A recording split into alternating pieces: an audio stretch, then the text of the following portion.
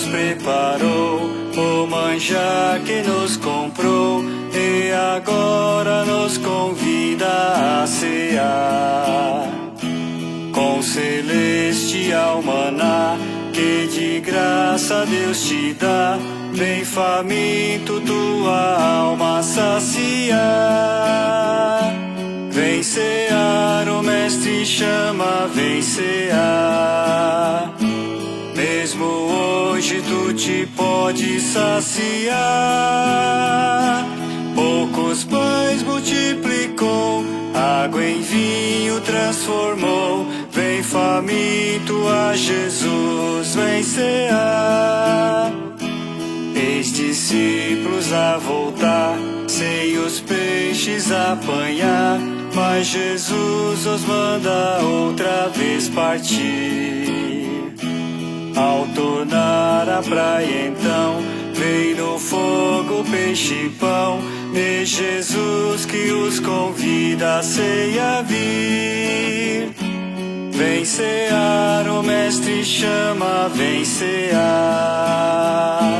Mesmo hoje tu te pode saciar. Poucos pães multiplicou, água em vinho transformou. Vem faminto a Jesus, vem cear. Quem sedento se achar, venha a Cristo sem tardar, pois o vinho sem mistura Ele dá. E também dá vida ao pão, que nos traz consolação. Eis que tudo preparado já está. Vem cear, o mestre chama, vem cear. Mesmo hoje tu te pode saciar.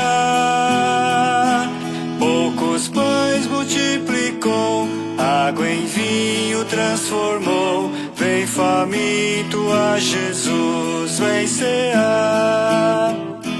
Breve Cristo vai descer e a noiva receber seu lugar ao lado do Senhor Jesus. Quem a fome suportou e a sede já passou, lá no céu irá cear em santa luz. Vem cear, o mestre chama, vem cear.